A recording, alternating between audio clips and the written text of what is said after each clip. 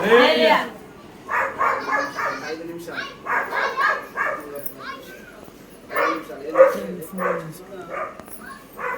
Conclusion. యేసుక్రీస్తు ప్రభుల వారు లోకానికి ఎందుకు వచ్చారు సిస్టర్ ద్వారా మంచిగా వివరణ ఇచ్చారు. ఈరోజు మనం ఒక 5 నిమిషాలు చూద్దాం త్వరగా.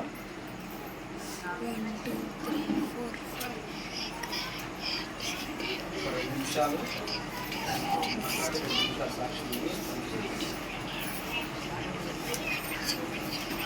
యోహాను సువార్త 12వ అధ్యాయం 46వ వచనం ఒకసారి చూద్దాం.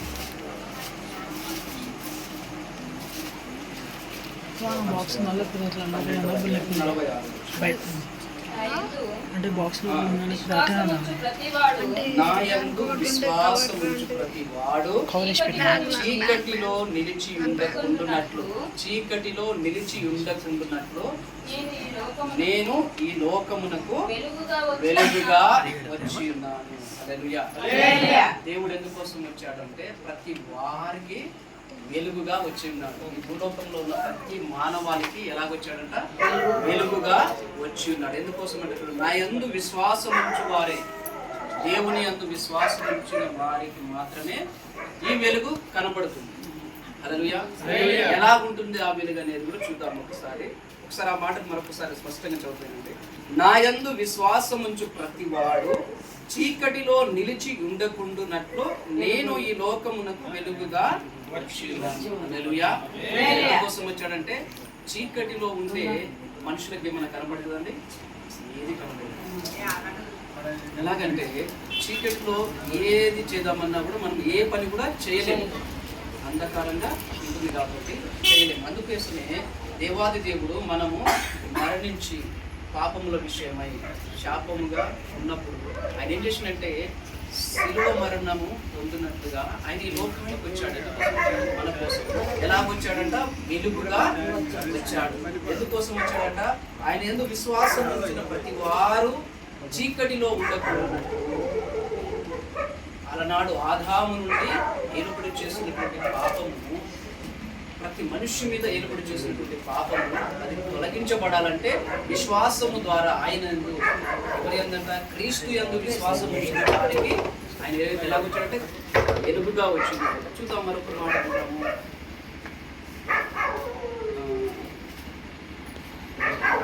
యోబు గ్రంథం 24వ అధ్యాయం 13 నుండి 15. యోబు 24వ అధ్యాయం 13వ వచనం. ఇంకొక వచనం చెప్పి వెలుగు మీద తిరుగుబడువారు కలరు, వీరు దాని మార్గములను గుర్తుపట్టరు, దాని త్రోవలను నిలువరు. హల్లెలూయా. ఏం చేస్తున్నారు? దేవుడు వెలుగుగా వచ్చి ఉంటే ఆ వెలుగు మీద తిరుగుబాటు చేసేవారు ఉన్నారు. హల్లెలూయా. దేవుని ప్రేమను పంచడానికి వచ్చినాడయ్యా, దేవుని లోకమునకు వెలుగుగా వచ్చినాడయ్యా అని చెప్తే కొంతమంది ఏం చేస్తారు? మీరు ప్రార్థన పెట్టుకోవద్దు, ఇక్కడ ఉండనే వద్దు. ఎందుకు అంటున్నారంటే వాళ్ళు ఆ త్రోవలో దేవుని యొక్క మాటలను, దేవుని యొక్క విలువను తెలుసుకోక వారు ఆ దేవుని యొక్క మాటలకు విలువ యొక్క ఏం చేస్తారంట? వారు చీకటిలోనే ఉండి దేవుని త్రోవలో నిలవక వారు ఏం చేస్తూ ఉన్నారు? వ్యతిరేకమైన ఆలోచన చేస్తూ దేవుని మీదనే తిరుగుబాటు చేస్తూ ఉన్నారట. అట్లాంటి సందర్భంలో దేవుడు ఏం చెప్తా ఉన్నాడంటే ఒక మాట యోహాను 1:5 చూద్దాం ఒకసారి. యోహాను 1:5. యోహాను సువార్త 1వ అధ్యాయం 5వ వచనం.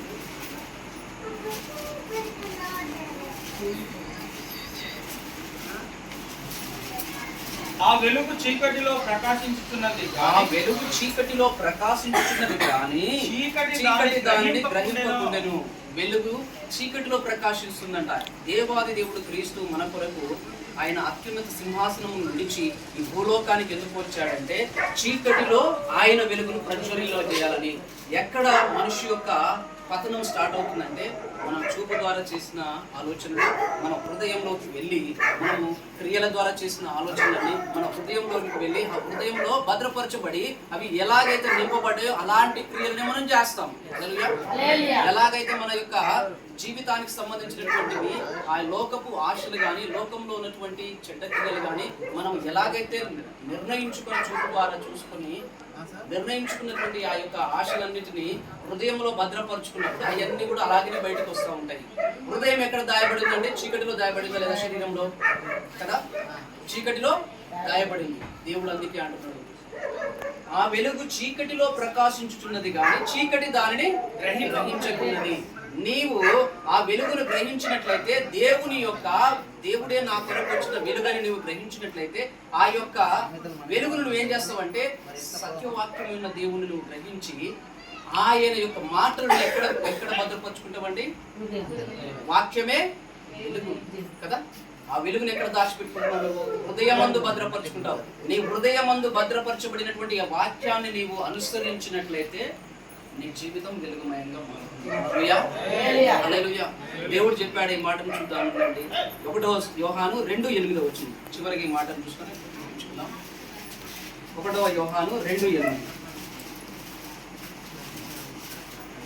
1 యోహాను 2వ అధ్యాయం 8వ వచనం. మరియు క్రొత్త